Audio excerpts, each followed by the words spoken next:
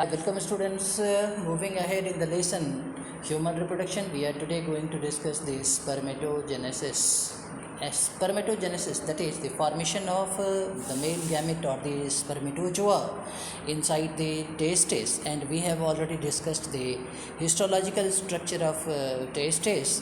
These testes have the functional units known as seminiferous tubule, and the innermost lining of seminiferous tubule is the germinal epithelial cells. These germinal epithelial cells cut off new cells by repeated mitotic division and form the spermatogonia, and these spermatogonia differentiate into primary spermatocyte. The primary spermatocyte is diploid as far as the chromosomal number of this cell is concerned, and this primary spermatocyte undergoes meiotic division, and due to this meiotic division the secondary spermatocyte is formed. Secondary spermatocyte through further meiotic division too forms the spermatid. The haploid initial structure of the male gamete is known as spermatid. This spermatid gets embedded in the Sertoli cell, draws nutrition out of it, and finally gets converted into spermatozoa. The process of transformation of a spermatid into spermatozoa is known as the spermiogenesis, and the release from the seminiferous tubule is known as the process which is called spermiation. If we talk of the hormonal control of spermatogenesis, hypothalamus we know is the uh, supreme of the whole endocrine system in our body. This at the time of puberty start to release gonadotropin releasing hormone, and the release of gonadotropin releasing hormone from the hypothalamus stimulates the anterior pituitary.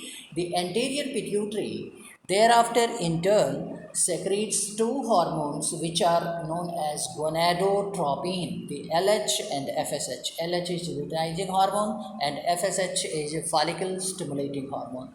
These two hormones are said to be the gonadotropin because these are the hormones that are likely to stimulate the functioning of our reproductive organs, and the primary sex organ in a human body, human male body, is testes. So it is stimulating the testes. This testis has leading cell which is the endocrine part of the testis, and that leading cell secretes androgen, or we can say the testosterone, that stimulates the division in the cells of germinal epithelial, the primary spermatocyte, and finally the spermatozoa is formed. So we have seen how the process of sperm formation takes place. If we talk of the sperm, here is the diagram in your book, page number 3.6. This is the whole structure of a matured spermatozoa. The front part of the spermatozoa is known as head, and just in front of head there is an outgrowth like structure written as acrosome.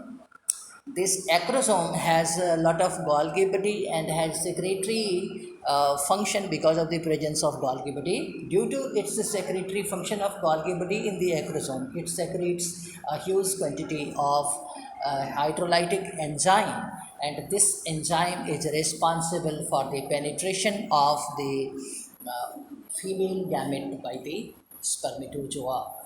The head of the spermatozoa contains the nucleus, and this nucleus has the genetic material. Middle piece or neck, below the neck there is middle piece, and this middle piece contains the large number of mitochondria which is responsible for providing energy to the spermatozoa, and because it has to swim vigorously inside the female genital tract, and the last part of the spermatozoa is the tail, which is responsible, or it provides mobility to the spermatozoa. This is nearly 200 to 300 millions of sperms are released during the sexual coitus, and 60%, at least 60% of the sperms must have normal shape and size, and at least 40% of them must show vigorous motility. Secretions, sperms released from the seminiferous tubules are transported by the accessory ducts. Seminiferous tubule, the secretion of epididymis, vas deferens, seminal vesicle, and prostrate gland are essential for the maturation and mobility of sperm. The seminal plasma, along with the sperm, constitute the same semen. The function of male sex accessory duct and glands are maintained by the testicular hormone androgen. So, in this video, this much only, we shall discuss the remaining